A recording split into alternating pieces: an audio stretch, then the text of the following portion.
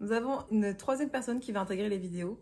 Il s'appelle Hades. Il est un peu timide. Un peu collant. Si on avait su, on l'aurait appelé Sansu. Non.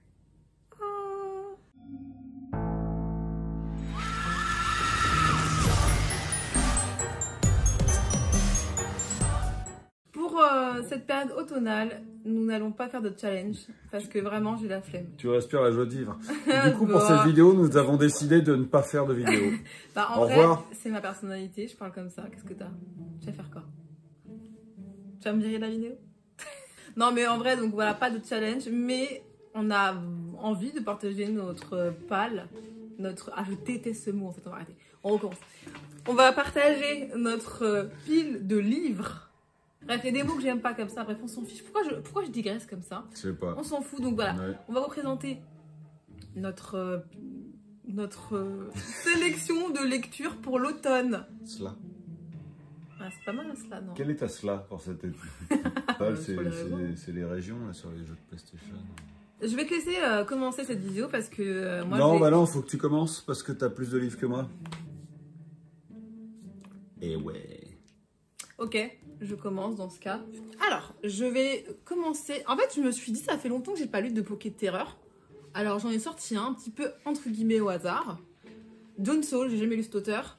On est sur un titre qui s'appelle Créature. Et de quoi ça parle? De quoi ça parle, Jamy? Bon, alors, en gros, on est sur une ville qui semble parfaite. Moi, j'aime bien les trucs comme ça qui commencent avec la perfection absolue. Tout se passe bien. C'est une ville qui est nichée dans les montagnes.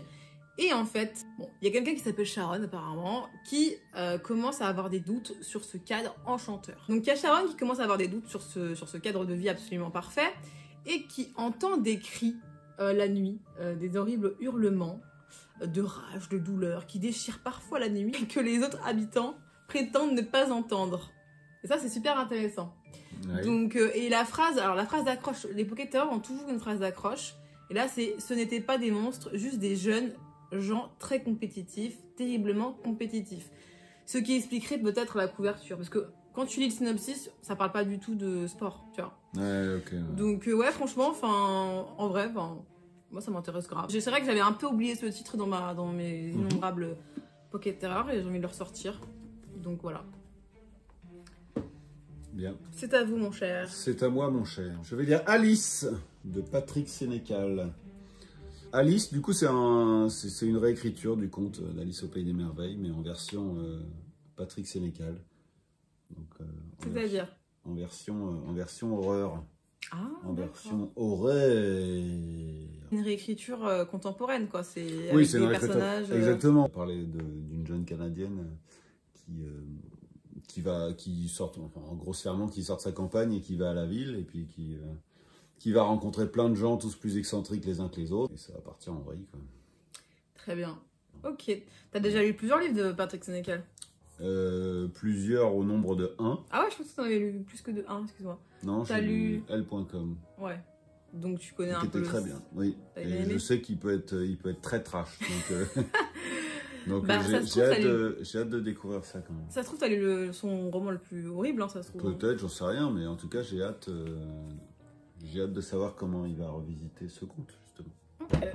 La prochaine lecture que j'aurais aimé effectuer avant la fin de l'année pour cette période automnale, c'est le dernier roman de Rompo Edogawa que j'ai dans ma bibliothèque. Bon, il me reste encore 1 ou 2 livres à acheter de lui, mais là c'est le dernier. Et surtout celui-là, je suis choquée, il est pas vendu, il est vendu que d'occasion. Il est vendu à 30 €. Bon, moi je l'ai eu un peu moins cher, mais c'est abusé. C'est abusé de fou, franchement. Bref. Oh putain, regarde, il y a 24 nouvelles. Ah non, c'est abusé. Non, il y en a 47. Mais attends, qu'est-ce que c'est que ça? Mais non, c'est un roman, c'est pas possible. Ah non, c'est un roman. C'est quoi ça? Qu'est-ce que je vais lire? À contrario de tout ce que j'ai pu lire de Rompo Edogawa, c'est un roman. Normalement, il fait que de la nouvelle, mais là, je pensais pas qu'il allait faire un roman. Ah, voilà. Bon, c'est une enquête, hein. Alors, c'est quoi l'histoire? On va suivre un gars qui tombe amoureux d'une meuf. Ils finissent par se fiancer, sauf que la fille se fait assassiner dans sa chambre. Il va essayer de mener l'enquête. Un troisième personnage va essayer de l'aider. Un personnage qui était aussi amoureux de la fille.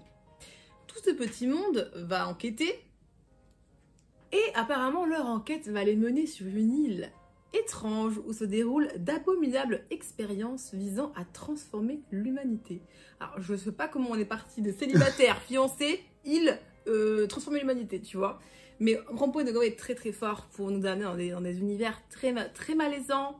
C'est un romancier des années 30, hein. Donc c'est vrai que moi je trouve que son imaginaire il est incroyable. Donc j'ai très hâte de lire ce livre. Cool. Je vais lire Screaming Boys de Violaine de Charnage. C'est vrai qu'après avoir lu Les Dents de la Mer, ouais, t'as envie de lire d'autres trucs autour de la plage, de l'été. C'est terminé l'été, mon coco. Hein. Exactement. En fait, c'est une sorte de slasher, mais c'est pas des jeunes et belles filles qui se font trucider, ce sont des mecs. En fait, c'est que des mecs qui se font dézinguer, et, torturer, etc. Donc ça change. Ça, des femmes, des screaming girls, quoi. Exactement, il n'y a pas beaucoup d'infos derrière. On va voir un peu ce que ça va donner, mais ça a l'air bien marrant, ça a l'air bien décalé, et c'est réservé à un public averti. Et connaissant, j'ai déjà lu des nouvelles de Violaine de Charnage, ouais, je sais que ça peut aller bien loin dans le dégueulasse, donc c'est parfait. Je regarde ça, ça va être marrant. Ouais, tu me diras. Exactement. Un livre que je trouve magnifique. Magnifique. Bon, on s'en fout, hein, ouais, ça reste... Tu me le fous dans la gueule.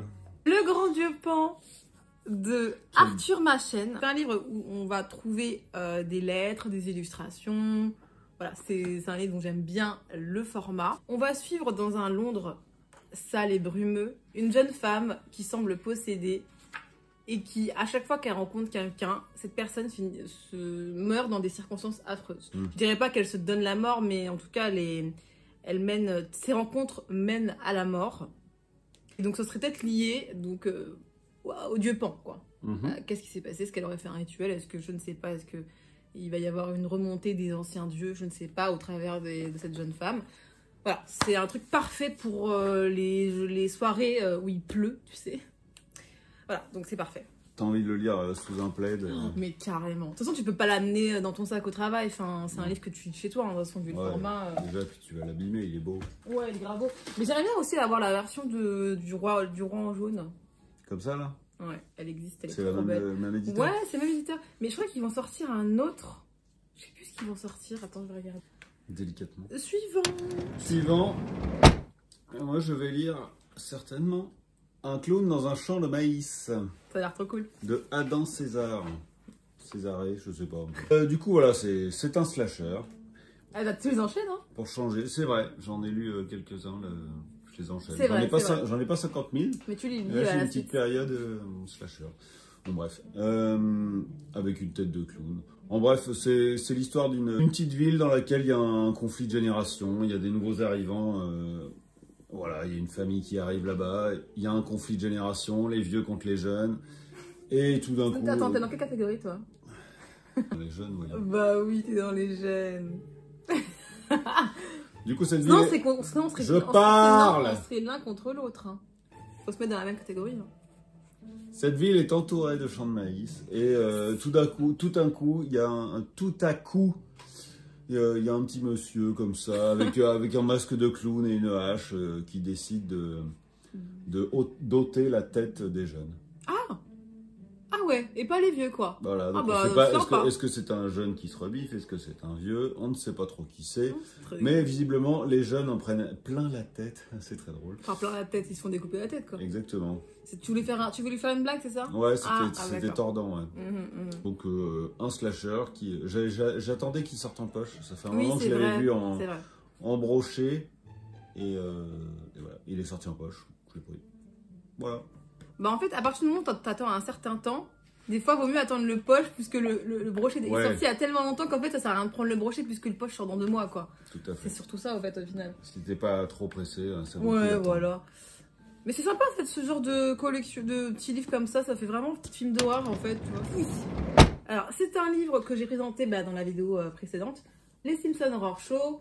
Ce que j'apprécie, c'est que on va avoir plusieurs artistes qui vont intervenir et donc réinterpréter un petit peu le design des Simpsons, comme je disais. Et en plus, moi j'aime bien parce qu'il y a des petites interludes où on a des petites, je sais pas, des petits jeux comme dans un magazine en fait. Ouais, des fausses pubs. Ouais, voilà, c'est ça, comme ça. Ouais, des petites sélections où on a des parodies.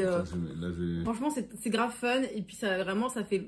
Enfin, je sais pas si vous connaissez le concept, mais ça fait vraiment référence à la pop culture horrifique, que ce soit filmographique ou littéraire, donc c'est super cool. Cool. Ensuite, moi je vais terminer les Gannibal. C'est ce qu'on dit depuis des mois, mais je sais pas pourquoi. Oui, mais là c'est l'occasion et je le dis, alors je suis obligé de le faire.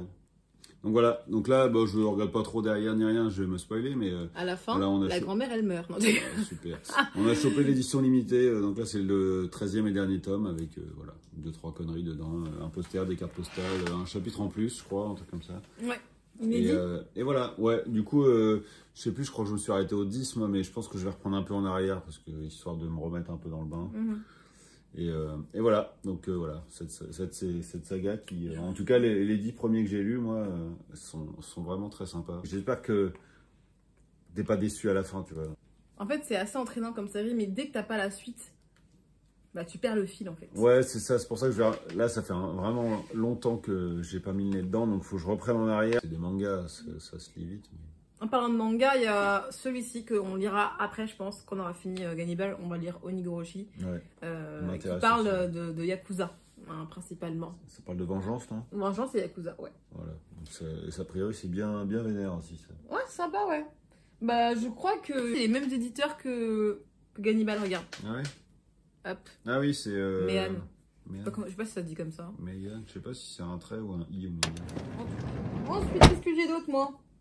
Pour finir. Ouais, parce que moi j'ai terminé. Ouh, maintenant alors, je peux faire n'importe quoi. Et allez, ça casse tout. Alors, j'ai trouvé ce livre à Emmaüs et j'étais trop content parce que la beauté de l'ouvrage. Je suis désolée. Genre, il est nickel le non, bordel. Il est beau, il est magnifique, il est vintage. Bref, c'est un recueil comme c'est indiqué sur donc, des récits fantastiques. Ce que j'aime beaucoup, c'est le sommaire. Dimension, les choses qui marchent dans la nuit, ceux qui arrivent avec la magie noire, ceux qui vivent après la mort, ceux qui pénètrent dans les lieux maudits.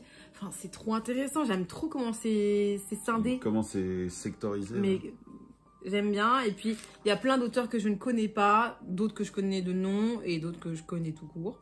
Bref, j'ai trop hâte. Et en plus, c'est illustré. C'est illustré avec un style assez particulier. Hein. On dirait un peu du surréalisme des fois. Bref, ça c'est pour l'automne, on est d'accord. Ouais. Voilà. Ensuite, avec du thé et une couette. Si j'ai réussi à finir tous ces livres, mais bon, on aime bien se rajouter des livres en plus. Oui. J'avais commencé La boîte en os, mais je pense que c'était pas le moment. J'avais lu 38 pages pour être exact. Mais là, j'ai envie de dire, putain, j'avais mis le billet que j'ai eu dans... C'est un faux billet. Quand j'ai une publicité de Toussaint Louverture, il y avait un billet et il y avait des petits papiers là. Parce que comme j'avais déjà commandé chez Toussaint Louverture, et ben pour mettre en avant la future sortie qui était Cathy, ils avaient envoyé une lettre avec des petits trucs pour teaser, tu vois. Bah, ça me semblait marque-page à fut un temps, j'ai l'impression. Là, on est vraiment sur un livre autour de l'obsession, avec un tableau absolument splendide en couverture. Ça parle de l'obsession amoureuse. Voilà, c'est maladie, vraiment maladive. Vraiment, la personne a vu juste les yeux de l'autre et il est devenu complètement obsédé par la personne. Donc voilà, ça parle de ça. Ah oui, bah en fait il faut aussi parler de la lecture en cours finalement, puisque je suis en train de lire une lecture absolument particulière. Je sais que c'est bizarre, que cette autrice n'a rien à faire dans ma bibliothèque, mais j'ai été fort intriguée par le synopsis de cette lecture.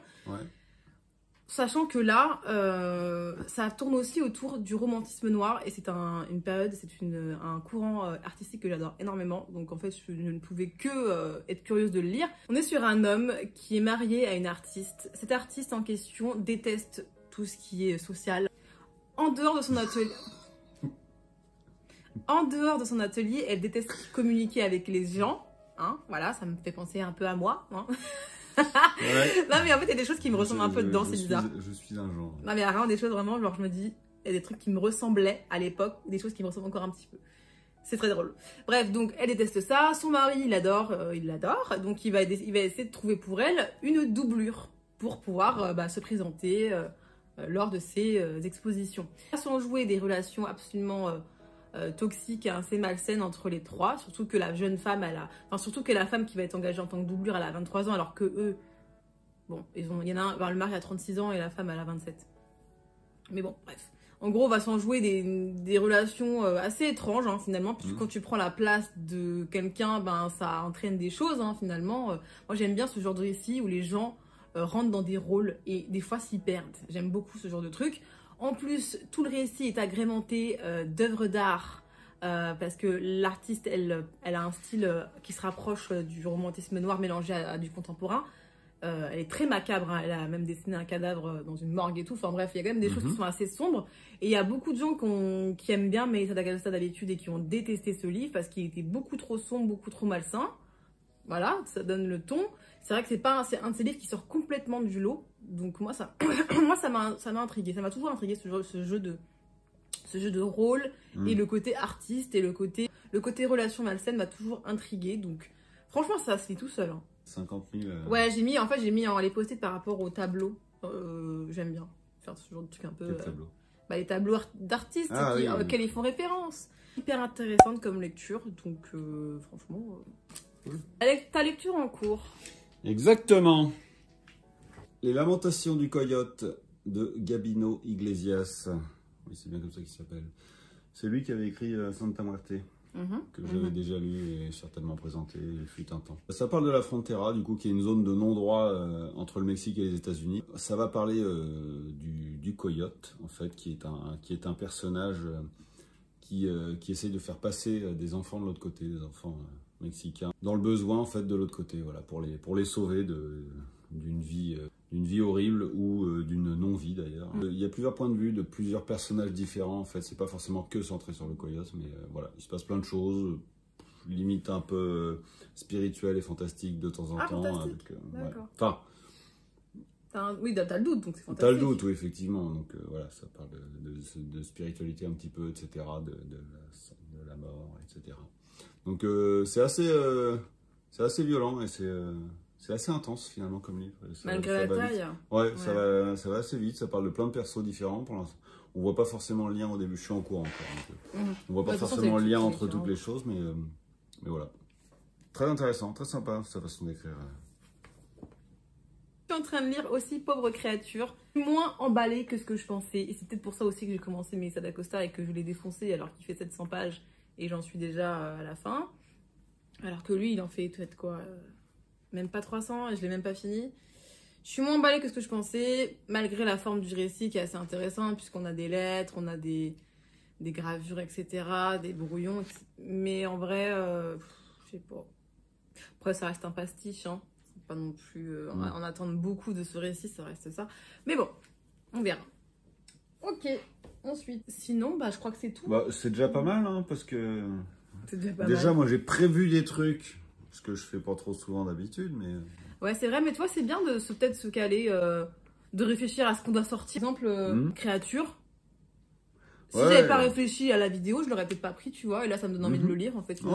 Après, il faut savoir que dans 2 mois, on va faire une vidéo et on va vous dire on n'a absolument pas lu ça. On a lu autre chose. On a lu complètement autre chose. Non, je pense que j'ai les tenir. En vrai, de vrai, c'est des trucs qui ont l'air hyper sympas. Non, c'est des trucs de toute façon, c'est des trucs que je veux lire. Hein. Je les ai achetés pour les lire.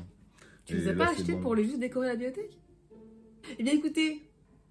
Du coup, dites-nous oui si vous avez déjà lu certains de ces livres, s'ils vous tentent, si vous ne les connaissez pas du tout, si c'était pourri. Ouais, parce que c'est comme ça, on les éliminera de la liste. Non, mais c'est vrai. Non, mais voilà, tu vois, je veux dire, on peut pas toujours tomber sur des trucs bien, c'est sûr. Non, mais je pense que là, on est sur des valeurs sûres, je pense. Ouais, j'espère qu'on est sur des valeurs sûres. Je pense que là, on n'a pas fait des trop mauvais choix en termes d'auteur, de style. Je pense que ça va grave le faire. Ouais. Et voilà, donc désolé, on n'a pas fait de challenge. Non, mais je pense que j'ai un peu la flemme de regarder, de chercher. Ah, je suis fatiguée là, en vrai. Prochaine vidéo, c'est quoi? Normalement, c'est le haul. Un petit book haul? Ouais. Ça faisait longtemps. En quoi vous allez vous déguiser pour Halloween? Faut qu'on se déguise, nous? Des fois, on le faisait il y a un certain temps, on le faisait. La dernière fois qu'on s'est déguisé, vous savez, on s'est déguisé en quoi? Alors là, on s'est déguisé en Mia Wallace. Ah ouais, on s'est déguisé en Mia Wallace. Et toi, tu t'es déguisé en Vincent Vega. Ouais, voilà, j'allais dire John Travolta, comment il s'appelle. Franchement, c'était une sacrée soirée. Hein. C'était marrant. Ouais, c'est ça, ouais. Non, c'était trop drôle. J'ai trop kiffé. Enfin, te voir croûte en costard et moi avec un carré, avec du sang sur le nez et tout. Costard que j'ai acheté uniquement pour l'occasion et que je n'ai jamais remis. C'est vrai que tu l'as jamais remis. Bon bref, donc peut-être, je sais pas, j'aimerais continuer dans ce délire un peu Tarantino et tout, mais... Ouais. Non, je sais pas en quoi on va se déguiser, si on se déguise, mais en tout cas, c'est grave fun de le faire. Ouais, carrément. Donc bref, trêve de bavardage, bonne soirée à vous. Salut.